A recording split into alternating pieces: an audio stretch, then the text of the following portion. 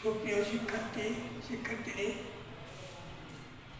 বহুদিন যাবৎ করোনা ভাইরাসের কারণে সারা বিশ্বে করোনা ভাইরাসের কারণে স্কুল কলেজ মাদ্রাসা সব কিছু বন্ধ রয়েছে। ক্লাস তোমাদের সঙ্গে সরাসরি ক্লাস করতে পারিনি, দুঃখিত। তাই আমরা অনলাইনে ক্লাস করার মনস্থ নিয়েছি। তাই আজকে তোমাদের ইসলামের শিক্ষা বিষয়ে আলোচনা হবে ঈমান সম্পর্কে। আমি তার আগে আমার একটু পরিচয় দিই। আমি মোহাম্মদ ইসমাইল হোসেন, সহকারী সিনিয়র শিক্ষক, বাইগাছ উচ্চ বিদ্যালয়, বাগমারা, রাজশাহী। তোমাদের সঙ্গে আজকে ঈমান সম্পর্কে আলোচনা হবে। ঈমান কি? ঈমান একটা বিশ্বাস্য বিষয়। ঈমান একটা বিশ্বাস্য বিষয়। এ সম্পর্কে আল্লাহ নিজেই বলেছেন, লাউ কানা ফীহিমা ইল্লাল্লাহু লাফাসাদাতা। আল্লাহ এবং আল্লাহর জমিনে যদি এক বা একাধিক প্রভু থাকতো তাহলে পৃথিবী ধ্বংস হয়ে যেত, পৃথিবীর বিশৃঙ্খলা সৃষ্টি হতো। কিন্তু আজ পর্যন্ত পৃথিবী একই নিয়মে চলছে, একই নিয়মে সূর্য উদয় হচ্ছে, একই নিয়মে চন্দ্র সূর্য গ্রহ তারকারাজি চলছে এবং গাছপালা বিভিন্নভাবে গাছপালা বিভিন্নভাবে সৃষ্টি হচ্ছে। এগুলোর কোনো বিশৃঙ্খলা নাই। যদি এক বা একাধিক আল্লাহ থাকতো তাহলে দেখা যেত আম গাছের তেঁতুল গাছে আম, ডাব গাছের তাল গাছের ডাব এরকম ধরত। কিন্তু পৃথিবী সৃষ্টি হওয়ার পর থেকে এ পর্যন্ত কোনো রকম এরকম হয়নি। তাই বোঝা যায় আল্লাহ এক এবং অদ্বিতীয়। তাই আমরা প্রথমে আল্লাহর প্রতি বিশ্বাস।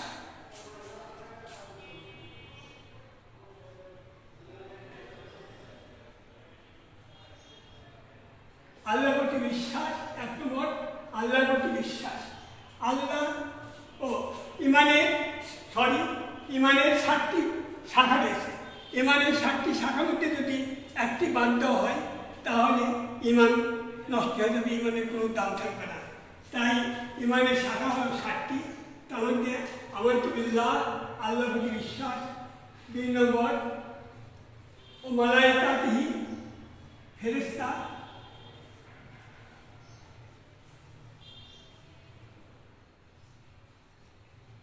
ফেরেশতার প্রতি বিশ্বাস। ও কুতুবিহি,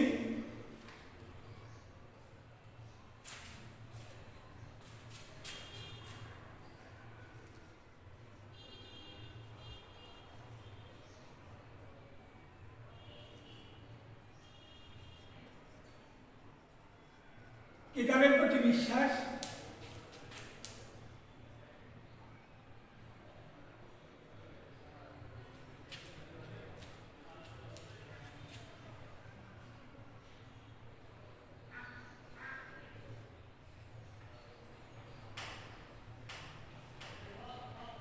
রাসূলের প্রতি বিশ্বাস।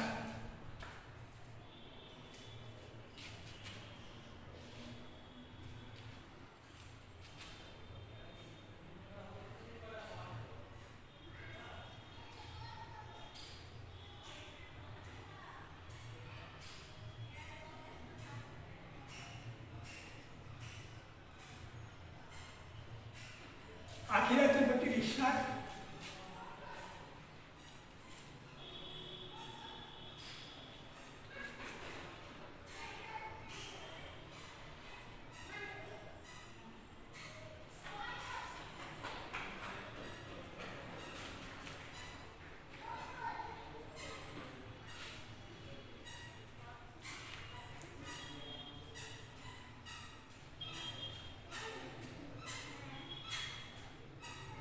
ভালো এবং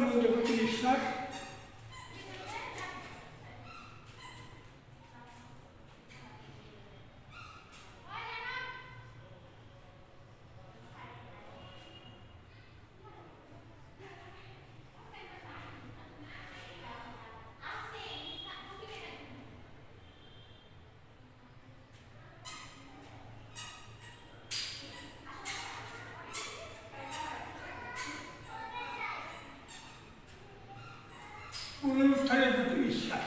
এই 7টি বিশ্বাস্য বিষয় একত্রে হলো ইমান।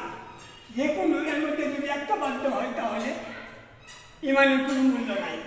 তাই প্রথমে আল্লাহ প্রতি বিশ্বাস, আগে বলে ফেলেছি আল্লাহ প্রতি বিশ্বাস, আল্লাহ এক এবং অদ্বিতীয়, তার অদ্বিতীয়, তার কোনো শরীক নাই। এ সম্পর্কে আল্লাহ নিজে বলেছেন, কুল হুয়াল্লাহু আহাদ আল্লাহুস সামাদ লাম ইয়ালিদ ওয়া লাম ইউলাদ ওয়া লাম ইয়াকুল লাহু কুফুওয়ান আহাদ। আল্লাহ বলছেন আল্লাহ এক এবং অদ্বিতীয়, তার কোনো শরীক নাই, তিনি অভাবমুক্ত। আল্লাহুস সামাদ অর্থ অভাবমুক্ত, বুঝছো তো? অভাবমুক্ত, তার কোনো অভাব নাই।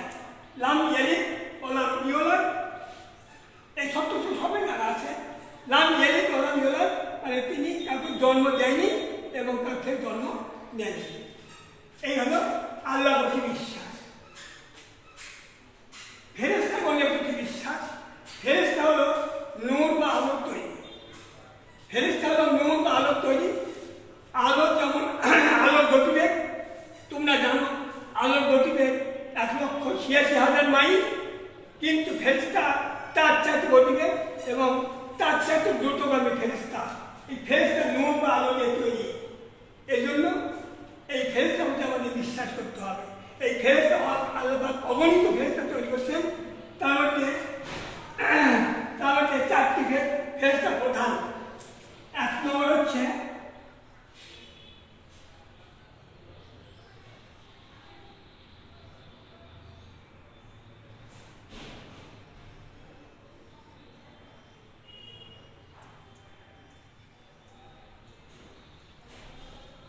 আজরাইল আলাইহিস সালাম। 1 নম্বর হলো আজরাইল আলাইহিস সালাম।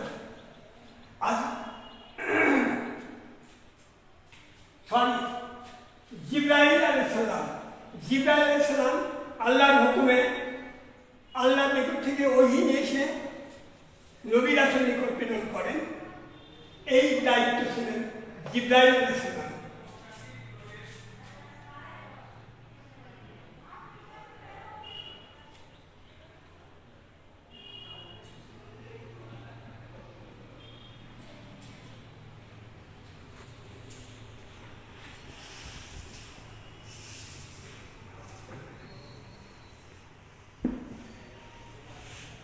মিকাইল আলাইহিস সালাম। 2 নম্বর হলো মিকাইল আলাইহিস সালাম। মিকাইল আলাইহিস সালাম জীবিকা, সমস্ত জীবের জীবিকা বন্টন করেন এবং মেঘ পরিচালনা করে কোথায় বৃষ্টির প্রয়োজন আল্লাহর হুকুমে সেখানে বৃষ্টি বর্ষণ করেন। এই কাজে নিয়োজিত হযরত মিকাইল আলাইহিস সালাম। জিবরাইল আলাইহিস সালাম, মিকাইল আলাইহিস সালাম। 3 নম্বর হচ্ছে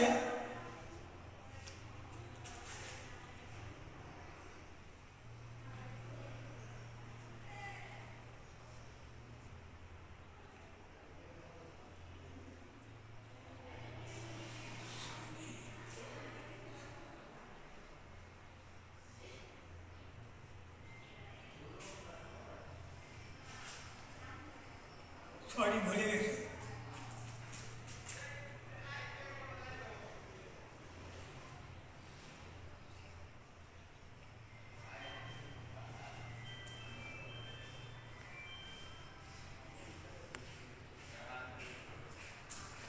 আজরাইল আলাইহিস সালাম। আজরাইল আলাইহিস সালাম সমস্ত জীবের জান কবজ করেন। পৃথিবীতে যত জীব জানোয়ার কীট পতঙ্গ আছে আল্লাহর হুকুমে মুহূর্তের মধ্যে আল্লাহর হুকুম দেবেন, মুহূর্তের মধ্যেই আল্লাহ পাক জিবরাইল আলাইহিস সালাম, আজরাইল আলাইহিস সালাম জান কবজ করে ফেলবেন। এইভাবে এই বিরাট কাজে নিয়োজিত আছে হযরত আজরাইল আলাইহিস সালাম। 4 নম্বর হচ্ছে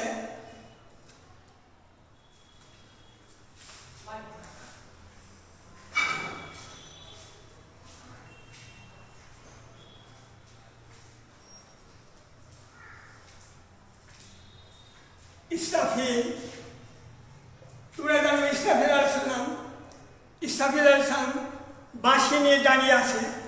আল্লাহ যখন হুকুম করবেন তখনই ইসরাফিল আলাইহিস সালাম বাঁশিতে ফুঁ দিবেন, আর এই ধরা সারা পৃথিবী, নক্ষত্র এবং গ্রহ নক্ষত্র সব কিছু ধ্বংস হয়ে যাবে এবং সমস্ত প্রাণী ধ্বংস হয়ে যাবে একবারে আকাশ পাতাল বাতাস চন্দ্র সূর্য সব ছিটকে পড়বে এবং সাগর বিস্ফোরিত হবে, সাগরের পানি কোথায় চলে যাবে এবং যত পৃথিবীতে যত পাহাড় পর্বত আছে সব কিছু পাহাড় পর্বত তুফানের বাতাসে আকাশে উঠতে থাকবে।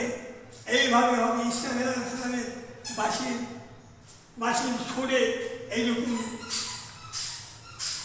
বিপর্যয় সৃষ্টি হবে। এই হলো ফেরেশতাগণের প্রতি বিশ্বাস। এখন হবে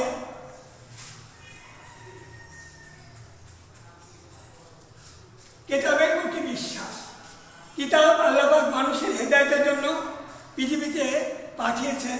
মানুষ কোন পথে চললে মানুষ ভালো থাকবে, কোন পথে চললে মানুষ খারাপ হবে, কোন দিকে কীভাবে ব্যবসা করবে, কিভাবে সমাজ পরিচালনা করবে, কিভাবে নিজের ছেলে মেয়ের লালন পালন করবে, কিভাবে পরিবার পরিজন চালাবে, সব কিছু এই কিতাবের মধ্যে আল্লাহ যুগ উপযোগী করে সমস্ত নবী রাসূলের নিকট যুগ উপযোগী করে আল্লাহ পাক কিতাব পাঠিয়েছেন।